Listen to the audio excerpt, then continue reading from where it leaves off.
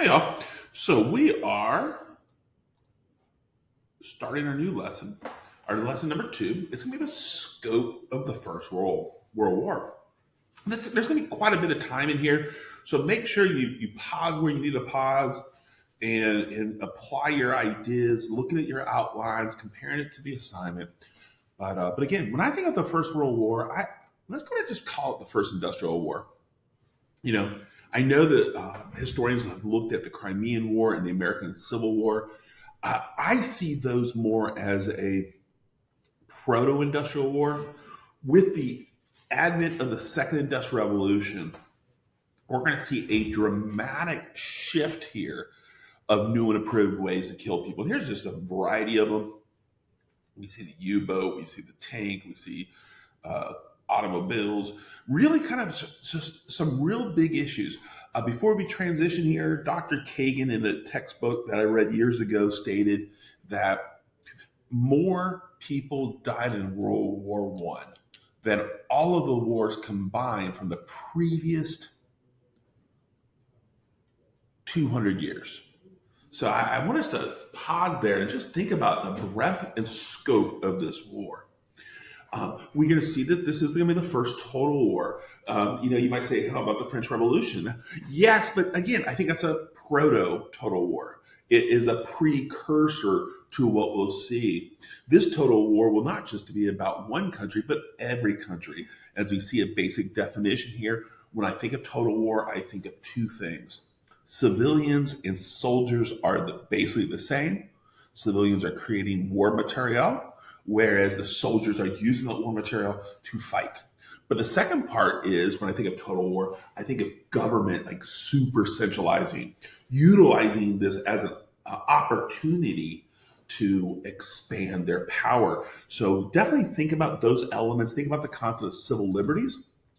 When we think of civilian labor was seen as a valuable war commodity, very important. And this is the first war that's going to see home fronts devastated. Here we see a depiction of a German Zeppelin bombing London. So it's the idea that we're going to be able to bring warfare to that home front. So that's what we're looking at. So now let's look at the war on the Western Front. This is going to be the largest breadth of material. Uh, we know the Schlieffen Plan. You've read about it. We know that the Schlieffen Plan was developed in the early 1900s to really to prevent an active two-front war. So what were they originally going to do? According to Schlieffen, they're going to utilize the majority of their troops to invade. They're going to invade this area in Belgium. Even though Belgium is a neutral country, it was a nice little flat in which the hammerhead of German troops would go surprise the French, and then that the Southern Army, that it's to attract the French, thinking that the French would be tricked into thinking that's where it was going to happen. And then that hammerhead would then capture Paris within the first 6 weeks of war. France would be knocked out of the war. Great Britain couldn't get involved. Russia then would be the focus point. So there would be no active two fronts. Well, why did they fail? Two significant reasons here. The British Expeditionary Force, or the BEF, landed much more quickly and were more mobilized faster than expected. So within 6 weeks, you have British troops already behind the lines. And then the Russian troops, they actually mobilized and entered East Prussia within the first week or two of the war. So everything is a little different. So as this is happening, instead of knocking out France before the British and Russian engagement, the Germans now were stuck in a war of attrition. A war of attrition is a war of resources. A war of attrition is, instead of winning the war on the battlefront, it will be fought at the home front with access to resources. So in a war of attrition, it's about starving the other side out. I don't know if that's in your assignment. Make sure you put that concept of war of attrition. That's going to define the Western Front. And when did that war of attrition begin? Well, it's at the First Battle of Marne in September 1914. Within a dozen miles from Paris, The German offensive was almost there. This first offensive almost completed its conquest of Paris, but the French troops were able to stop it.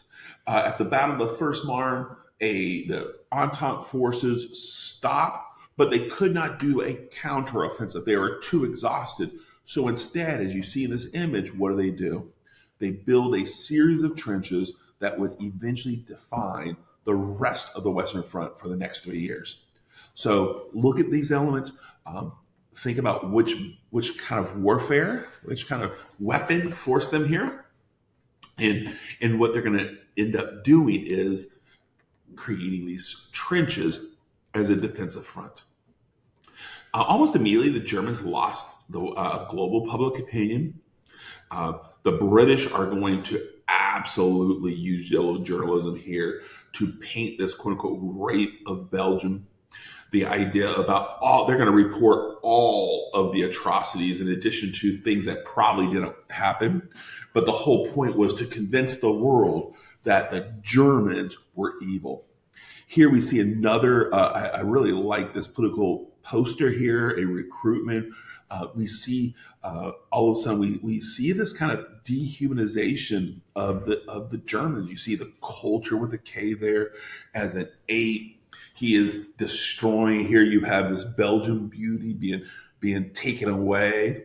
Again, really powerful. It's going to help convince, because England still has a volunteer army at this point. So they're really going to be utilizing this.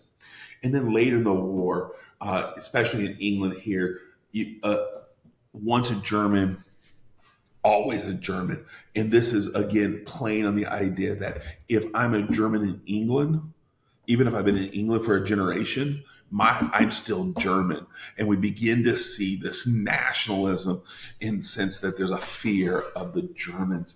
So by the time we get to the first Battle of Marne, once the first Battle of Marne's over with, the Germans know they're in dire needs, dire straits, because now all of a sudden the whole world seems to be against them. And with this, we're going to see the Western Front is really going to be defined by this new military technology.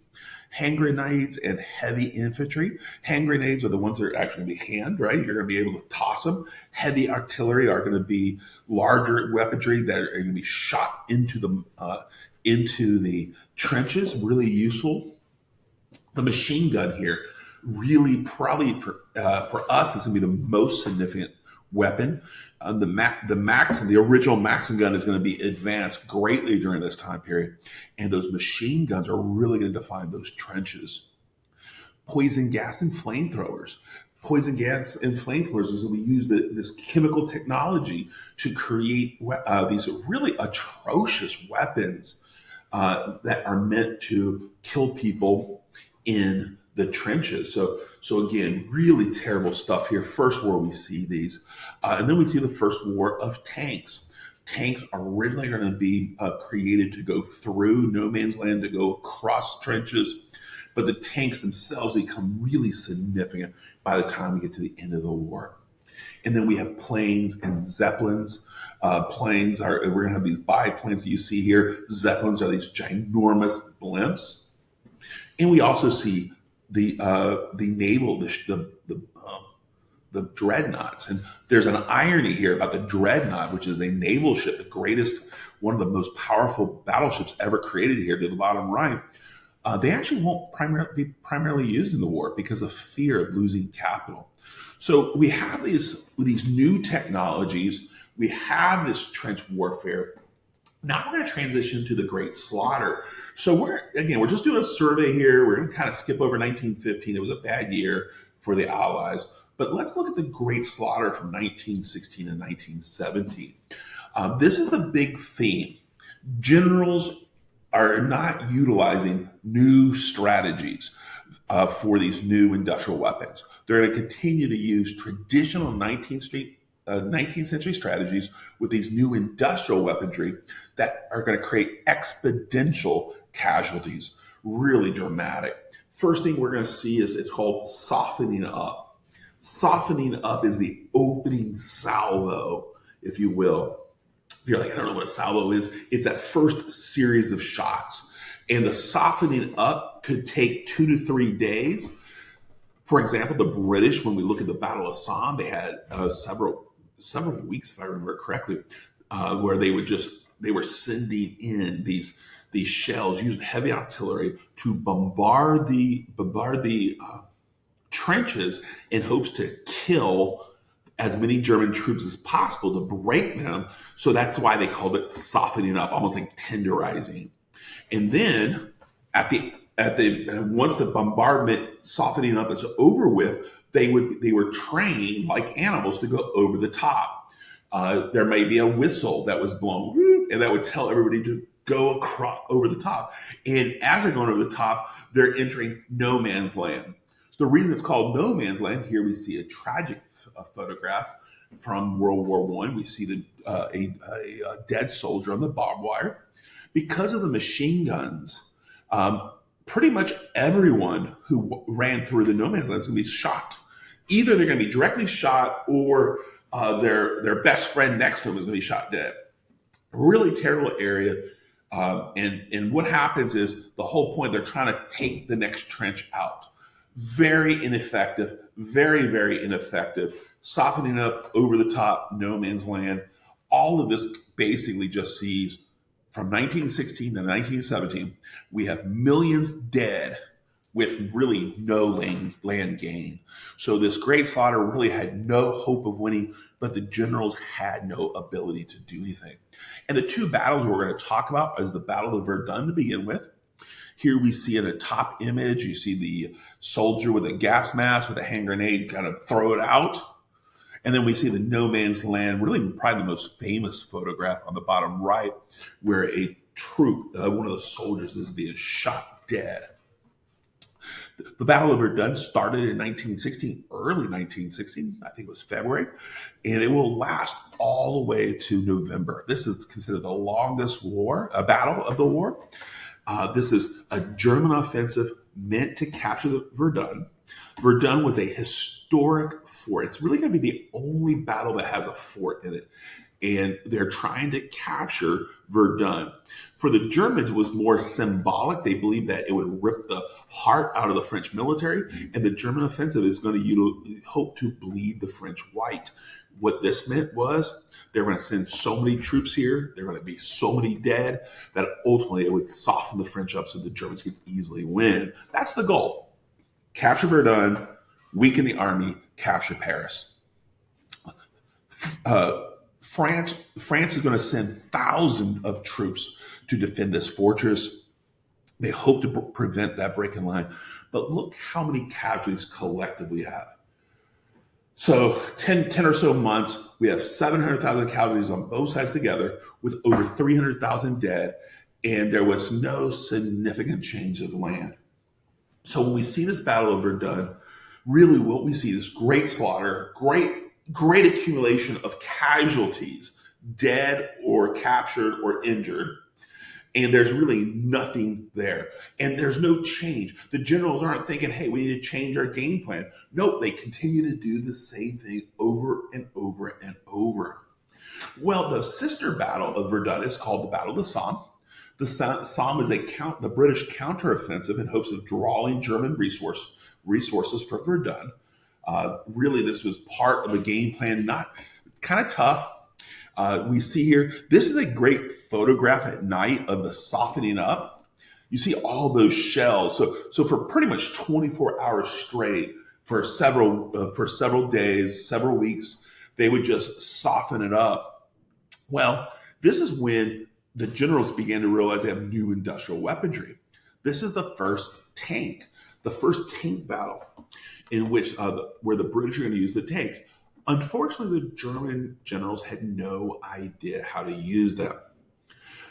For example, there had been a deluge or a terrible rain that lasted over several weeks. So the no man's land was absolutely saturated. So when they sent the tanks in, the tanks were slow, that moved at maybe 2 miles an hour, very heavy, and they sank and got stuck in the middle of no man's land. Well, can the tank dudes leave the tank? No, the machine guns. But can they stay? No, they have the artillery. They're basically practicing target practice. So ultimately, we see this over 300,000 deaths. So even though this is sort of, it's only like a 6 month battle in comparison. We're going to see a million casualties, 300,000 deaths, the use of tanks. But how do we use them? We're not sure. It's going to take it's going to have to take the United States to get involved to do that. The life in trenches we see here, really important. Go back in the read. I like this illustration. You can kind of see the barbed wire, the front of the trenches, the height. Here we see troops being treated for trench toe, which was a disgusting disease on the feet. And here we see him going over the top. So I'm not going to lecture really about the life in trenches. What I want you to do is make sure you go back and ferret out some details and converse with your people. But again, life in trenches, not very fun. They have rats. One of my favorite words that came out here is lousy. If you're feeling lousy, you feel bad, but it's the word lousy actually means during this time period you were filled with lice, covered with lice. We have trench foot. We have limited food. We have just a terrible time in the trenches. And that's going to pause us for this moment.